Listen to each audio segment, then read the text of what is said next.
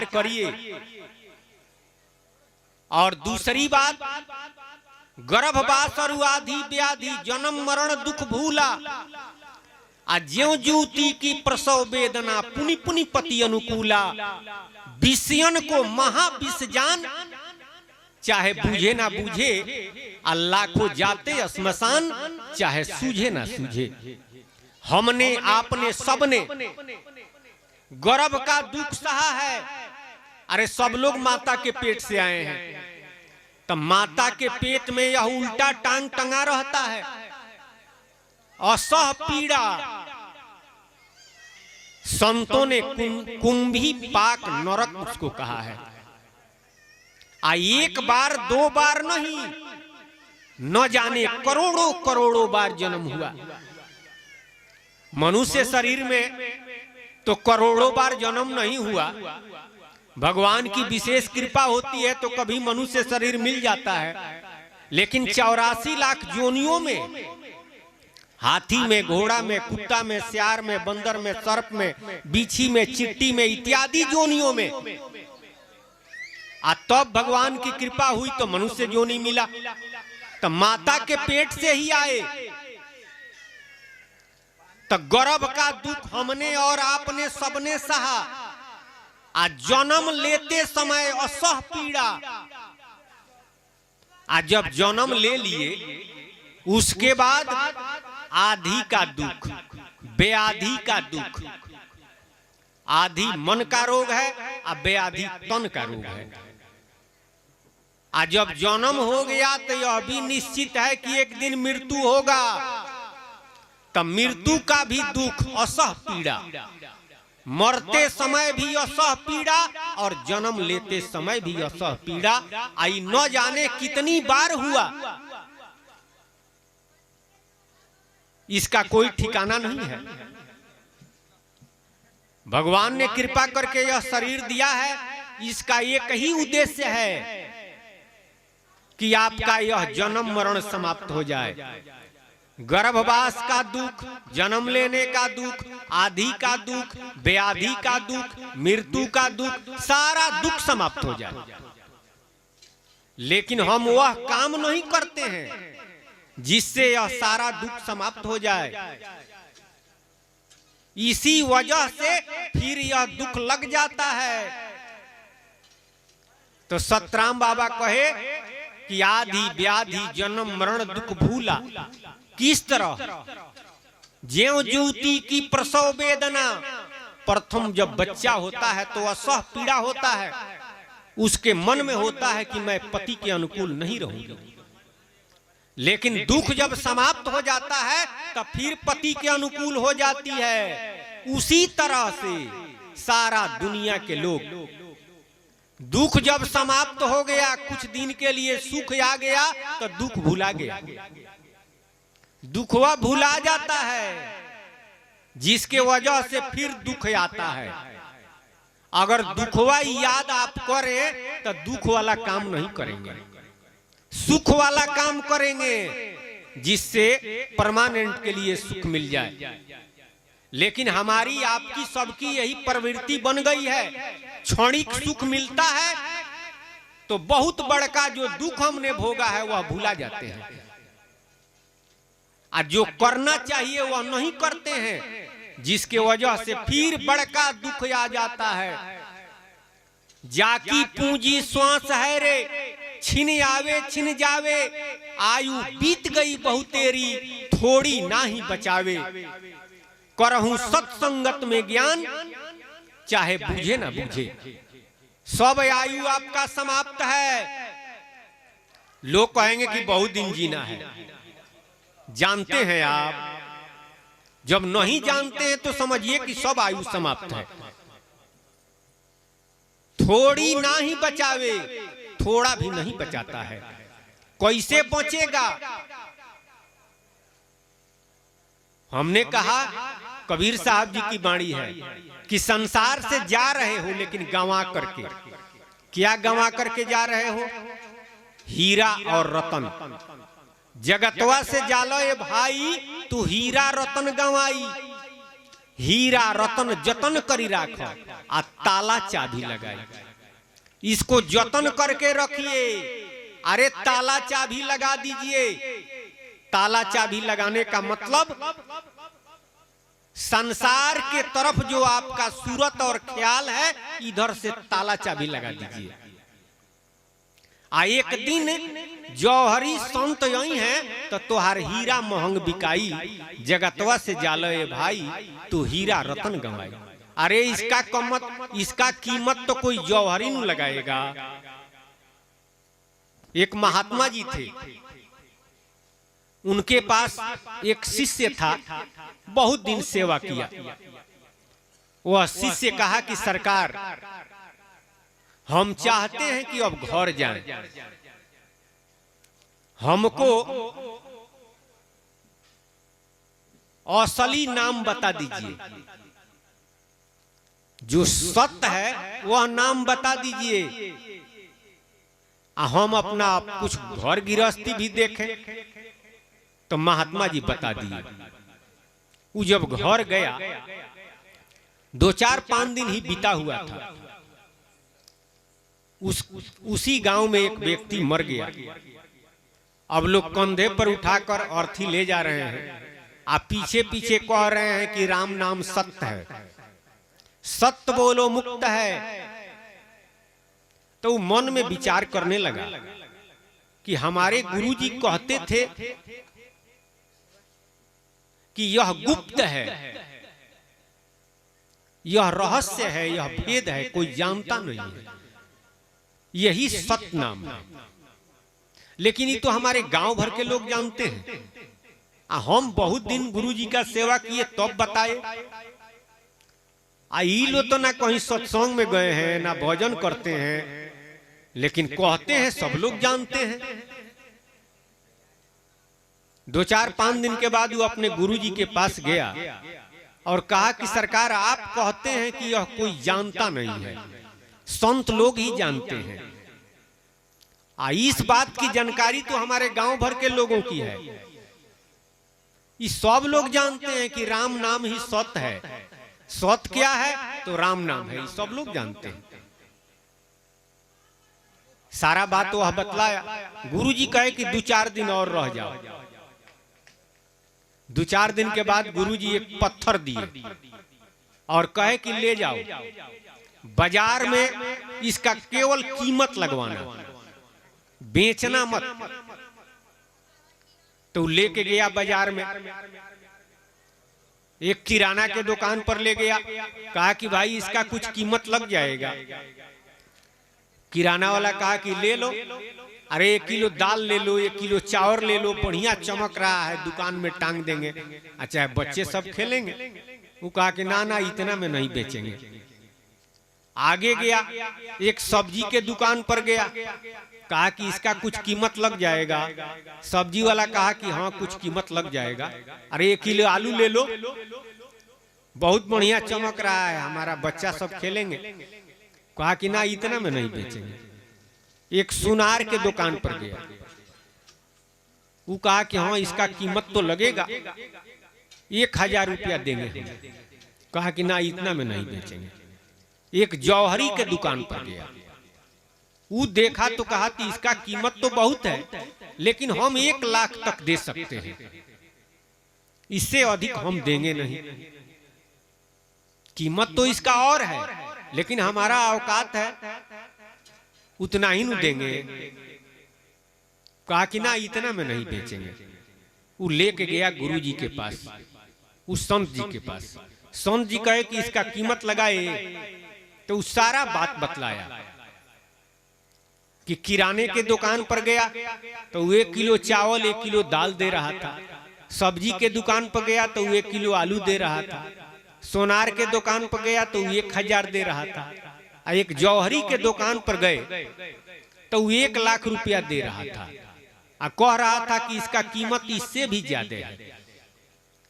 संत जी कहे कि अब तुम ही बताओ कि वास्तव में इसका कीमत किसने लगाया।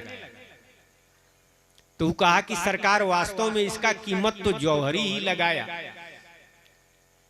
तो संत जी कहे कि ठीक उसी तरह से तुम्हारे गांव भर के लोग जानते हैं, लेकिन कीमत नहीं जानते हैं, इसका भेद और मरम नहीं जानते हैं।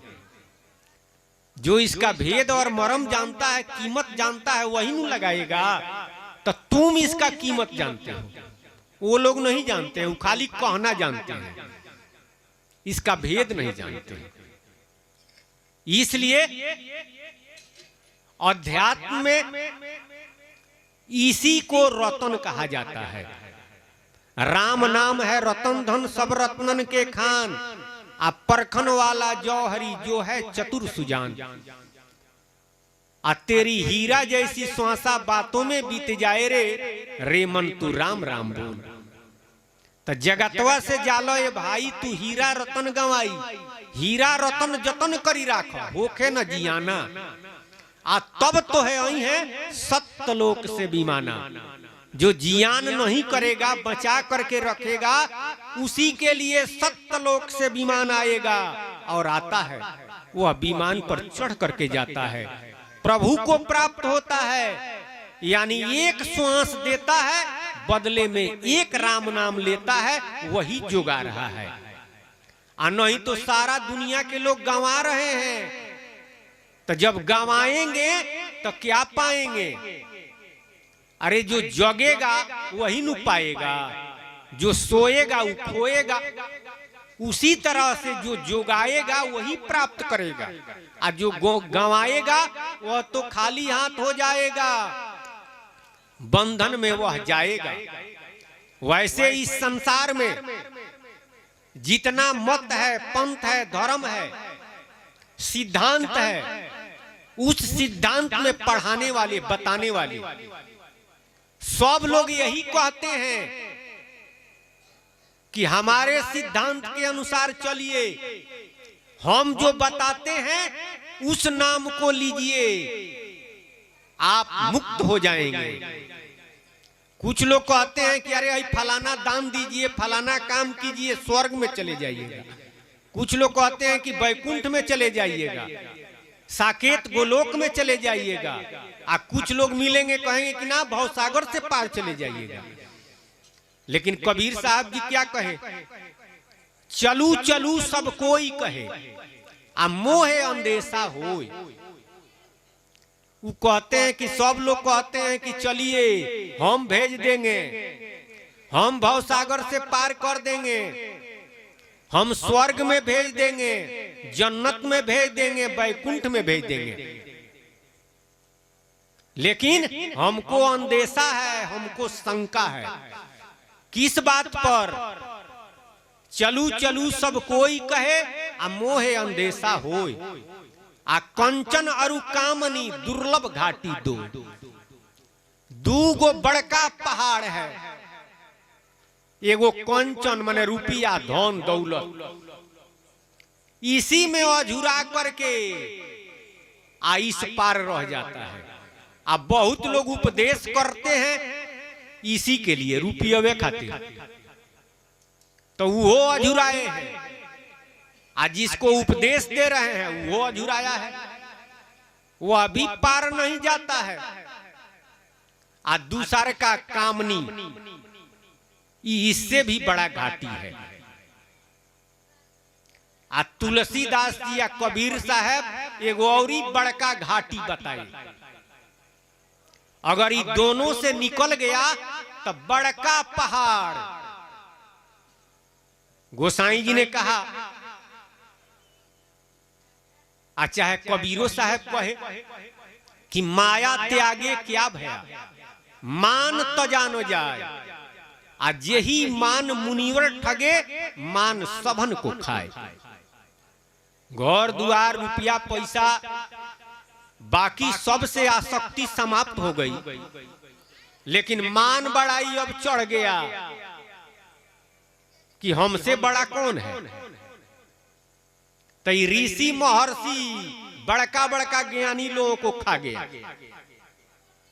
गोसाई जी ने कहा कि कंचन तजना सहज है, कंचन तजना सहज है, आ सहज त्रिया के नेह, आ मान बड़ाई ना तजे तुलसी परम सने।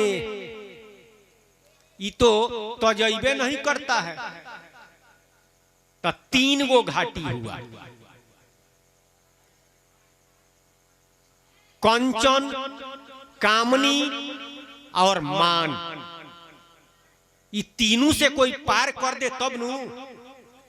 तो कहने वाले इस संसार में बहुत लोग हैं और उनके पीछे भी लगे हुए बहुत लोग हैं, लेकिन पार जाते नहीं हैं, इसी पार रह जाते हैं। कुछ लोग तो पहिल के घाटी पार नहीं करते हैं और कुछ लोग पहिल का पार करते हैं तो दूसरका में जाके फंस जाते हैं। आ कुछ लोग दोनों अगर पार कर गए तो तीसरे का मान बड़ाई में जाकर फंस गए। अब वो निकल नहीं पाता है, वह निकल नहीं पाता है। अगर निकलना चाहते हैं तो ये कहीं को उपाय है। क्या उपाय है? सतराम बाबा, चाहे कबीर साहब, रैदास जी, नानक देव जी, इस संसार में जितने ऊंच कोटि के संत हुए, उन लोगों की बात अगर हम माने, उन लोगों की बताई हुई राह को अपनावे, तो इन तीनों घाटी को हम पार कर जाएंगे, भवसागर से पार चले जाएंगे। अब बहुत लोग कहते हैं कि जब अब मर जाता है आदमी तो फलाना काम कीजिए, आप स्वर्ग में चले जाइएगा। लेकिन संतों ने कहा कि नहीं, मरने के बाद कौन देखता है कि आप स्वर्ग में जाते हैं कि वैकुंठ में जाते हैं कि इससे आगे सदा सर्वदा के लिए मुक्त हो जाते हैं, ये कोई देखता नहीं है। इसलिए संतों ने कहा जियते मुक्त, यानी जब आप जिंदा हैं तो स्वयं अनुभव करें कि हम मुक्त हो गए।